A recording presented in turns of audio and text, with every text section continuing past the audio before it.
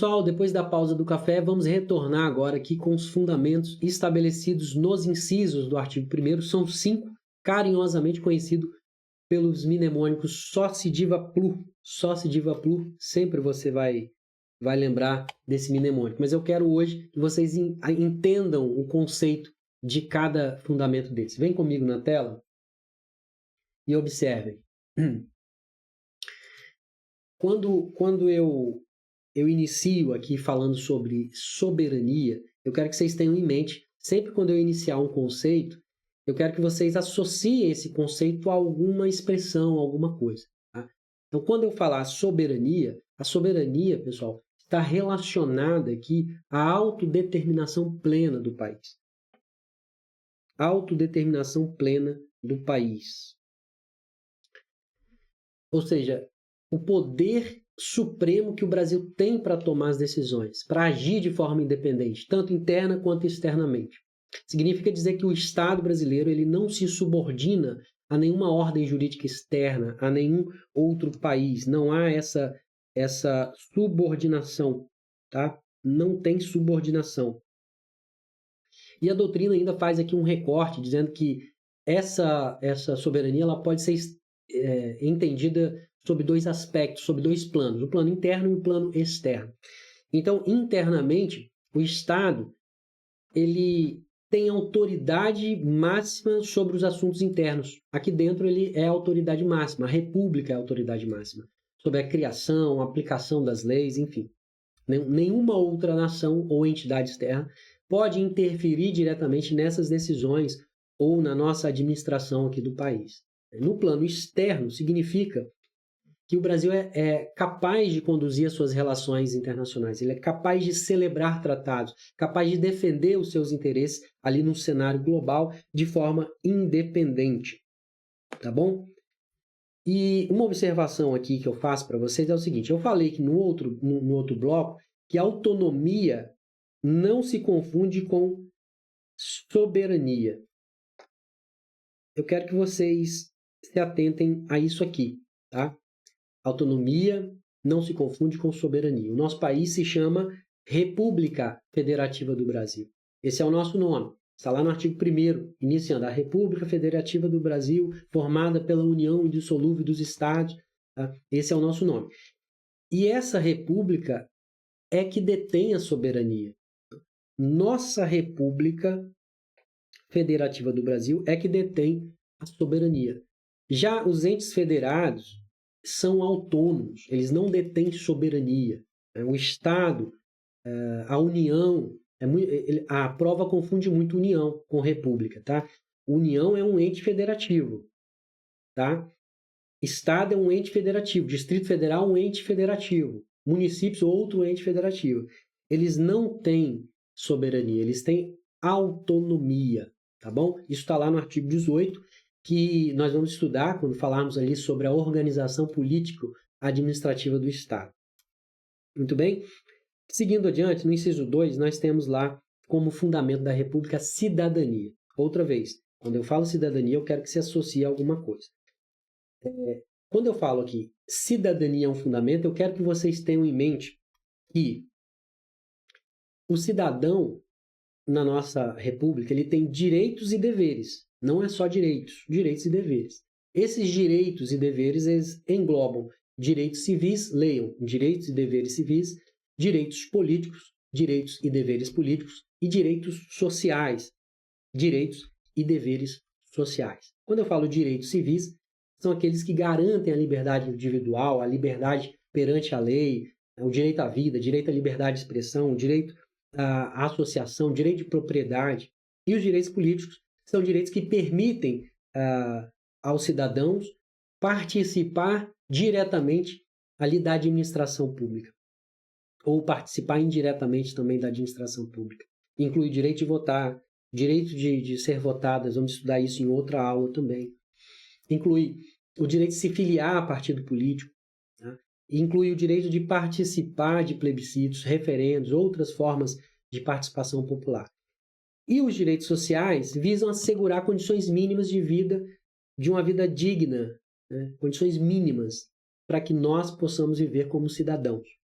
né? Inclui aqui direito à educação, direito à saúde, direito ao trabalho, direito à previdência social, assistência social, tá? Essa cidadania aqui, eu quero que vocês observem o seguinte: quando eu falo cidadania, eu falo em exercício. Essa cidadania, ela é exercida de forma plena quando o cidadão tem à sua disposição os mecanismos que viabilizem ali usufruir desses direitos e deveres. Ou seja, o cidadão precisa ter condições de participar ativamente da vida pública. Isso é exercer a cidadania plena. Eles devem ser incentivados para ajudar na tomada de decisões políticas. Como que isso é feito? O Estado aqui ele deve informar o cidadão sobre as consultas públicas, sobre as audiências, plebiscitos, referendos. Além disso, o cidadão ele precisa ter condições de fazer as cobranças aos políticos, de fiscalizar, precisa ter disponíveis meios de denunciar, tá? Ele precisa ter condições de exercer os seus direitos políticos, de votar, de ser votado, enfim. Tudo isso é exercer a cidadania de forma plena, tá bom? E esse conceito de cidadania plena ele está diretamente ligado aos objetivos da República. Vai lá ver os objetivos da República, no artigo 3º, que nós vamos estudar, ele está diretamente ligado ao exercício dessa cidadania. Então, aquilo ali feito, os objetivos concretizados, significa que você está exercendo plenamente, a sua cidadania está sendo exercida plenamente. Tá bom? E aqui vocês precisam entender que também é por meio dessa participação dos cidadãos que se garante a legitimidade, né? Se garante aqui, e nós já falamos isso no bloco passado, garante aqui a representatividade, a eficácia das decisões políticas em uma decisão democrática, ela é mais concreta quando essa cidadania é exercida de forma plena. E você não pode esquecer que essa cidadania também ela significa responsabilidade. Você precisa respeitar as leis. Você precisa contribuir para o bem comum. O alistamento, por exemplo, obrigatório, serviço militar obrigatório, é uma forma de exercer plenamente a soberania, a cidadania. Tudo bem? No próximo slide, nós temos aqui a dignidade da pessoa humana. Pessoal, esse aqui é um fundamento, além de importante, ele é um fundamento central do nosso ordenamento jurídico. A doutrina aqui, vem comigo na tela, a doutrina aborda a dignidade da pessoa humana sob dois aspectos, como fundamento e como princípio. Marcelo Novellino fala muito bem disso. É como fundamento no sentido de servir aqui como diretriz para aplicação, para interpretação das normas. E princípio? Como princípio ao impor ali aos poderes públicos a proteção da dignidade e a promoção ali dos valores, dos bens indispensáveis a uma vida digna. Isso aí é a dignidade da pessoa humana sendo vista como um princípio, segundo Marcelo Novellino. Mas o conceito em si é um conceito muito amplo, muito complexo. Nós precisaríamos de uma aula inteira só para tratar sobre o conceito de dignidade da pessoa humana. Tá? Mas eu quero que você saiba que é um fundamento. Você precisa saber aqui que esse fundamento coloca o ser humano no centro do ordenamento jurídico, tá? E de todas as ações do Estado. Ou seja, tudo deve ser filtrado por esse fundamento. Tudo deve ser feito visando o ser humano como um fim e não como um meio. Tá? Quando o parlamento cria uma lei, por exemplo, quando o juiz profere uma sentença, quando o governador ele institui uma política pública, tudo deve passar por esse filtro constitucional. Todos os seres humanos devem ser tratados com respeito, com dignidade, como um fim em si mesmo, e não como um meio. Não podemos ser tratados como um meio para se atingir alguma coisa. Tá? Tem um exemplo curioso sobre isso, que é o caso dos peep shows da Alemanha. Né? No final da década de 70, até coloquei aqui como exemplo para vocês, peep shows, que é no final da década de 70 na Alemanha, surgiu uma questão ali sobre uma concessão de uma licença para um estabelecimento, ou os estabelecimentos pessoais que ofereciam os chamados peep shows.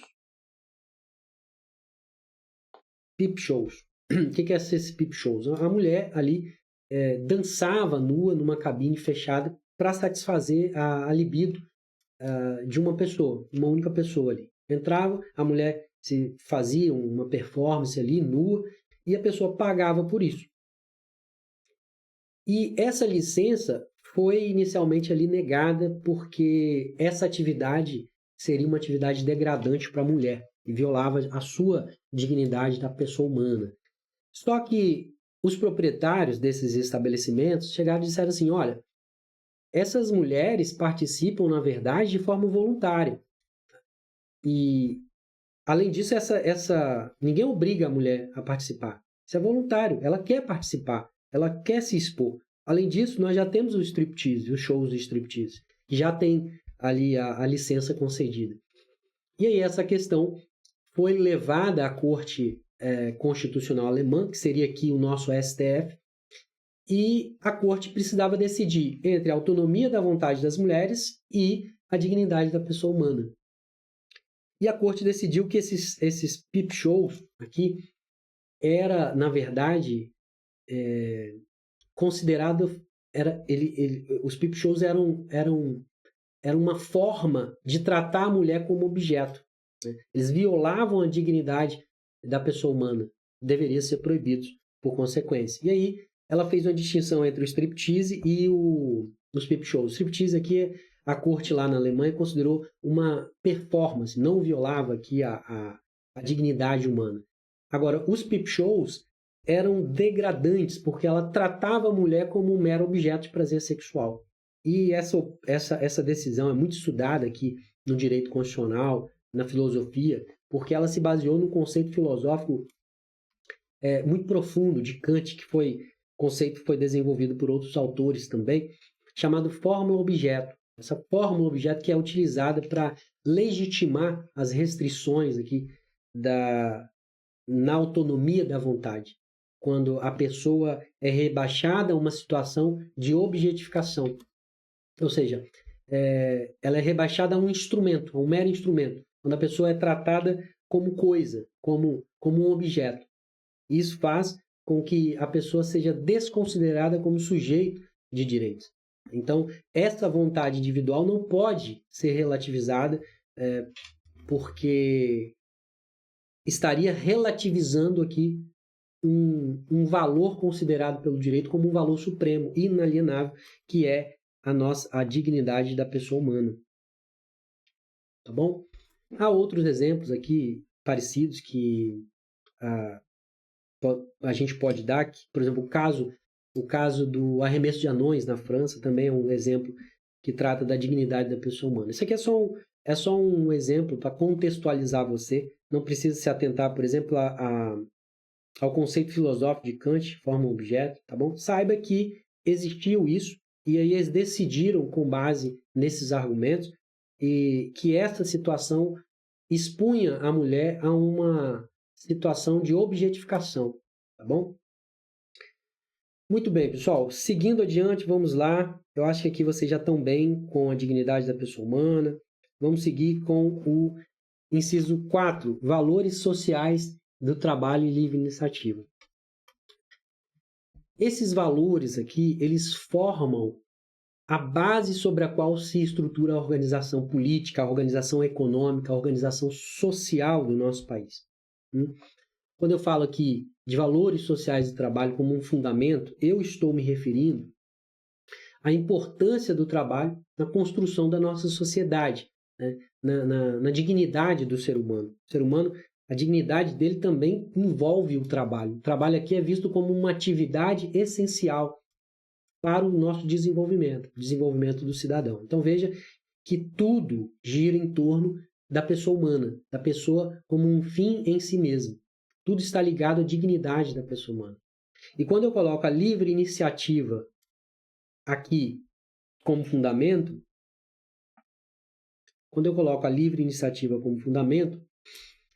perceba que eu estou me referindo a uma certa liberdade para empreender. O indivíduo ele tem certa liberdade, claro, uma liberdade limitada pela legislação. Mas eu estou dizendo o seguinte, olha, você é livre para empreender. você é livre para desenvolver as suas atividades econômicas. É o princípio que assegura a autonomia dos indivíduos na geração de riqueza, que, por sua vez, gera riqueza para o nosso país. Por isso, essa livre iniciativa é um princípio, é um fundamento da República, é um princípio fundamental, tá bom? E, finalmente, nós temos aqui o pluralismo político. Tá? Pluralismo político. Pessoal, aqui, a primeira coisa que eu quero que vocês observem é o seguinte: pluralismo político não se confunde com pluripartidarismo. Eu quero que vocês saibam bem essa diferença, tá? Não confundir pluralismo político, que é um fundamento, com pluripartidarismo, que é uma decorrência do pluralismo, tá? É uma pegadinha muito comum na sua prova. Pluralismo político está relacionado aqui à pluralidade de ideias, à pluralidade de ideologias, tá bom? De opiniões. Enquanto o pluripartidarismo ele se refere, na verdade, à pluralidade de partidos políticos. PT, PMDB, PL e por aí vai. Pluralidade de partidos políticos. Então, um é decorrência do outro. O pluralismo político é um princípio fundamental que assegura, então, a diversidade de opiniões, de ideologias e também a pluralidade de partidos políticos dentro de um Estado democrático. Veja que esse fundamento, na verdade, ele acaba promovendo e protegendo aqui a multiplicidade dos partidos políticos, o que permite uma representação mais ampla de diferentes grupos ali que defendem ideias diversas, muitas vezes até contrapostas. Então, o pluripartidarismo ele é uma decorrência do pluralismo político, mas não é considerado um fundamento da República. Eu quero que vocês saibam bem disso aqui, tá bom? Pluralismo e pluripartidarismo. Agora, vocês já podem caminhar aqui com uma certa segurança na matéria. Vejam essa aula novamente, se for o caso. Façam exercícios e na próxima aula nós vamos ver os demais princípios fundamentais, artigo 2º, artigo 3º e artigo 4º. Bom, um abraço e fiquem com Deus.